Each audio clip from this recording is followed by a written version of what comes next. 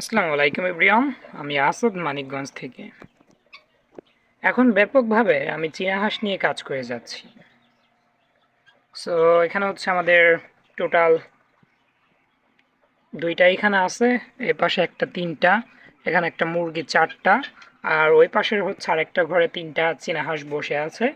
Total হচ্ছে আমাদের সাতটা হাঁস মুরগি বসে পড়ছে, মানে ডিম তা দিতে। যে ডিমগুলো মূলত আমাদের ইনকিউবেটরে যাবার কথা ছিল, মাত্রা অতিরিক্ত লোডশেডিং এবং কি ঝড় বৃষ্টির কারণে আমি হচ্ছে আপাতত চীনা হাঁস দিয়ে ডিমগুলোকে বসিয়ে দিয়েছি। আমরা সর্বোচ্চ এক একটি চীনা হাঁসের নিচে 18 থেকে 20 পিস করে ডিম বসিয়ে থাকি।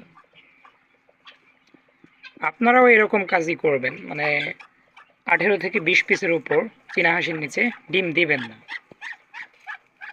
18-20 পিসের উপর ডিম দিলে চীনা হাঁসের পক্ষে কিন্তু ডিমগুলোকে কন্ট্রোল করা ঝামেলাদায়ক হয়ে পড়ে। দেখা যায় এ পাশে মানে ওর ডানার দুই পাশে হচ্ছে ডিমগুলো বের হয়ে থাকে, যেমনটা এখন দেখা যাচ্ছে।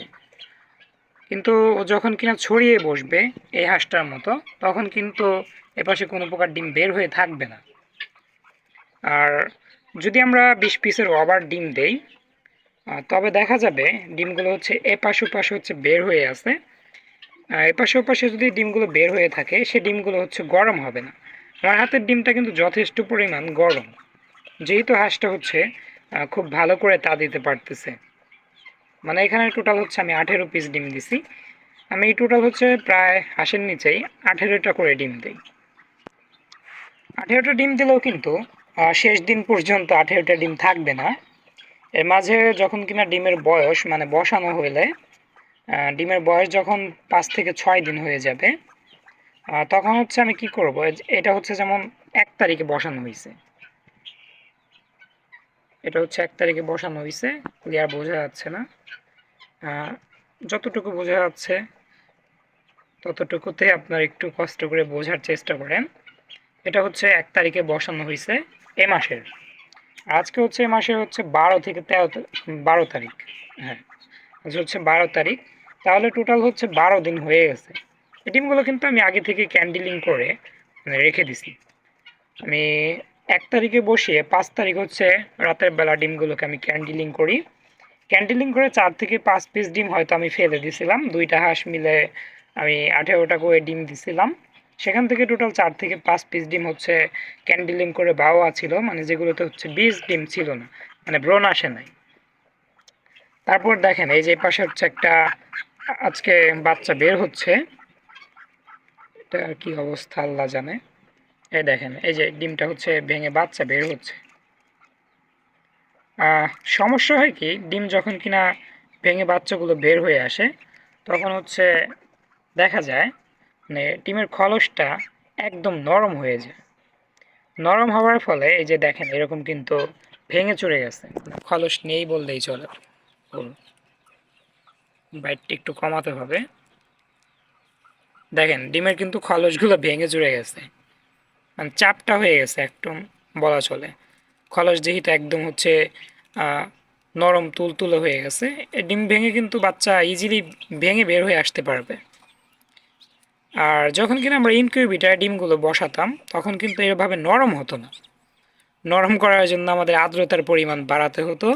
কিন্তু আলহামদুলিল্লাহ আল্লাহ তাআলার একটা ইচ্ছা, মানে ন্যাচারাল যেটাকে বলে, ডিমের খলস কিন্তু যথেষ্ট পরিমাণ নরম হয়ে গেছে, যে কারণে হচ্ছে ডিমগুলো একদম চাপটা হয়ে যাচ্ছে, মানে হাঁসের চাপে।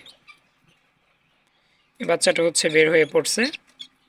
দেখেন চারিপাশে কিন্তু কোনো প্রকার ব্লাড নেই। আপনি যখন কিনা ইনকিউবেটরে ডিম বসানোর পরে এভাবে বাচ্চাটাকে হচ্ছে বের করে দিতে যাবেন, দেখবেন চারিপাশ থেকে হচ্ছে ব্লাড আসতেছে, বাচ্চার নাভিটা ভিতরে যায় নাই, মানে কুসুমের অংশটা। এই যে এখন হচ্ছে সবচেয়ে বড় একটা বিপত্তি ঘটবে, মানে যদি আমি পাশাপাশি এভাবে রাখি দুইটা হাঁসকে, তখন দেখা যাবে এর নিচ থেকে ও বাচ্চা নিয়ে টানাটানি শুরু করছে। যাক আলহামদুলিল্লাহ ডিমের ভিতরে কিন্তু কুসুম দেখা যাচ্ছে না, ওর টাইমিং মতো বের হয়ে পড়বে। খামারিদের সবচেয়ে বড় সফলতা এতটুকুই, মানে যখন কিনা ডিম থেকে বাচ্চাগুলো বের হবে, এই খলস ফেলানোর যে অনুভূতিটা, মানে হাঁসের নিচ থেকে চেক করে করে খলস ফালানোর বিষয়টা। এই যে যেমন এই ডিমটা হচ্ছে ভেঙে আজকে রাতের ভিতর বাচ্চা বের হয়ে পড়বে। মজার বিষয় হচ্ছে আমাদের ডিম থেকে বাচ্চা বের হবার অনেক দিন আগে থেকে হচ্ছে বাচ্চার অর্ডার থাকে।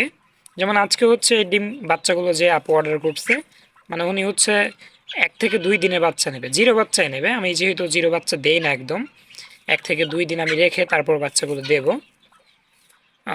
এই আপু হচ্ছে আজকে আমার সঙ্গে কন্ট্যাক্ট করছে, ভাই বাচ্চা বের হয়েছে নাকি, কালকে যাব কি না। আমি পরবর্তীতে বলছি ভাইয়া আপু হচ্ছে আপনি কালকে আসতে পারবেন না, যেহেতু আজকে এখন আমাদের ফুললি বাচ্চা বের হয় নাই। কালকে হয়তো দুপুর হতে পারে, মানে সবগুলো বাচ্চা বের হতে হতে। পরশু দিন হচ্ছে আপু আমাদের কাছ থেকে বাচ্চাগুলো বুঝে নিতে পারবে। দেখেন আমি যেটা হচ্ছে দেখানোর জন্য এই হাঁসটাকে তুলছিলাম, এটার নিচেও কিন্তু সেম 18টা ডিম দিছিলাম। এখন কিন্তু এটার নিচে 18টা ডিম নাই, 13 থেকে 14 পিস ডিম আছে, আর বাদ বাকি ডিমগুলোকে হচ্ছে সরিয়ে দেওয়া হয়েছে। দেখেন মা কত যত্ন নেয় এক একটা বাচ্চার। আজকের ভিডিওটা কিন্তু অনেক লং হয়ে যাচ্ছে, যা কিছু আপনারা মনে করবেন না। এপাশে হচ্ছে আমরা একটা মুরগি বসিয়ে দিছি, এটার নিচে কয়টা ডিম আছে একটু দেখতে হবে, আমার আসলে মনে নেই। 5টা 5টা 10টা 13টা,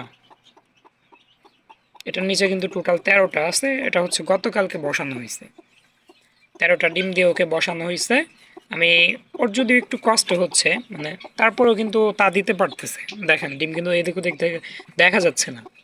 দেখা না গেলে কোনো প্রকার আপনার হচ্ছে প্রবলেম নেই, আপনি চাইলে 20-22টা ডিমও দিতে পারেন, মানে অ্যাটলিস্ট হাঁসের নিচে যদি ডিম এভাবে না দেখা যায় সমস্যা নেই। দেখেন এই যেটার নিচে কিন্তু ডিম দেখা যাচ্ছে না, কিন্তু ভালোভাবে তা দিতে পারতেছে। এই যে পাশের হাঁসটা, ওর নিচে কিন্তু ডিম দেখা যাচ্ছে না। ওর নিচে আলহামদুলিল্লাহ সবগুলো ডিমে কিন্তু ব্রণ চলে আসছে। 23 তারিখে বসানো ডিম, 18টাই কিন্তু আছে এখন ওর নিচে। ওর নিচে এখন 18টা ডিম আছে। ও কিন্তু খুব ভালো তা দেয়। এর আগে একটা ব্যাচ হচ্ছে বের হয়েছে আর বাচ্চা, সে বাচ্চাগুলোকে সরিয়ে আমি পুনরায় কিন্তু ডিম সাজিয়ে দিছিলাম ওর নিচে। যাই হোক কষ্ট প্রায় শেষের দিকে, কারণ আমাদের নতুন কয়েকটা হাঁস আরও হচ্ছে বাড়তি কুচে আসতেছে, মানে ডিম নেই পর্যাপ্ত পরিমাণ আমাদের কাছে রিজার্ভে এখন ডিম নেই, কিন্তু হাঁস কুচে আসতেছে। সেখান থেকে একটা হাঁস হচ্ছে এখানে আমি বসিয়ে দেবো, আর ওকে হচ্ছে আমি 5 থেকে 6 দিনের জন্য খাঁচায় আটকে দেবো, যেন ওর কুচে ভাবটা ছুটে যায়। 18টা ডিম দিলেই যে ওর নিচে লাস্ট দিন পর্যন্ত 18টা ডিম থাকবে বিষয়টা সেরকম না। ক্যান্ডেলিং করার পরেও কিন্তু কিছু সংখ্যক ডিমের ভিতর ব্রণ মারা যায়। আমি হচ্ছে 4 থেকে 5 দিন পর পর ওকে প্রত্যেকটা হাঁসের নিচে ডিম হচ্ছে আমি চেক করি। চেক করে যখন কিনা আমি দেখবো যে না এই ব্রণটা হচ্ছে মারা গেছে, সেটাকে তো আর রাখবো না। পরবর্তীতে দেখা যাবে বাচ্চা বের হওয়ার আগ পর্যন্ত 18টা ডিম দিলে 13টা 14টা হচ্ছে ডিম থাকতে পারে, কিংবা 15টা থাকতে পারে। 15টা ডিম কিন্তু একটা চীনা হাঁসের জন্য ইজি, ক্যান্ডেলিং করা বা টেক কেয়ার করার বিষয়টা বা প্রতিদিন ঘোরানোর বিষয়টা।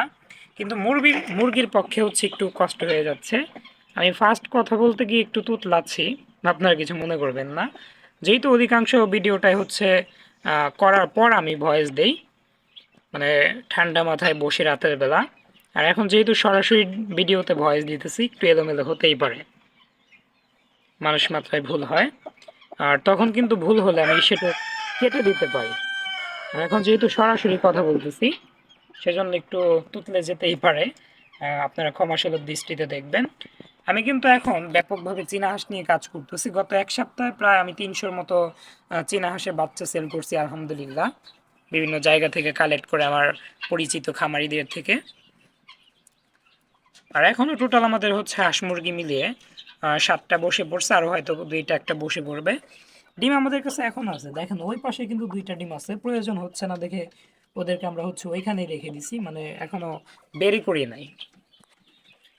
যাই হোক আমাদের এই মুরগির নিচে যেমন 13টা আছে, আমি গতকালকে দিছি, আগামী 4 থেকে 5 দিন পর চেক করে কিছু সংখ্যক ডিম সরিয়ে দেব।